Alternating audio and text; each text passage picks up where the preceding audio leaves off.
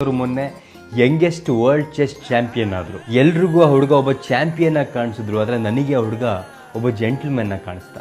World chess champion ಆದಮೇಲೆ ಆ ಹುಡುಗ ಅಲ್ಲಿಂದ ಎದ್ದೇಳ್ತಾರೆ. ಎದ್ಮೇಲೆ ತಾವು ಕೂತಿದ್ದಂತಹ ಚೇರ್ನ ಸರಿಯಾಗಿ ಸರಿಸಿಡ್ತಾರೆ. ಅವರು ಆ ರೂಮಿಂದ ಹೊರಗೆ ಹೋಗ್ಬೇಕಾದ್ರೆ ಬಾಗಿಲು ತೆಗಿತಾರೆ, ಆದರೆ ತಮ್ಮ ಹಿಂದೆ ಬರ್ತಿರೋರಿಗೆ ಆ ಬಾಗಿಲು ತಾಗಬಾರ್ದು ಅಂತ ಆ ಬಾಗಿಲಿಗೆ ತಮ್ಮ ಕೈ ಅಡ್ಡ ಕೊಡ್ತಾರೆ. ವರ್ಲ್ಡ್ ಚೆಸ್ ಚಾಂಪಿಯನ್ಶಿಪ್ನ ಆಡ್ತಿದ್ರು ಕೂಡ ತನ್ನ ಹಣೆಗೆ ಗಂಧವನ್ನು ಇಟ್ಕೊಂಡು ಅದ್ರ ಮೇಲೆ ವಿಭೂತಿಯನ್ನು ಹಚ್ಕೊಂಡು ಒಬ್ಬ ಪ್ರೌಡ್ ಇಂಡಿಯನ್ ಆಗಿ ಹೋಗಿ ಕೂತ್ಕೋತಾರೆ.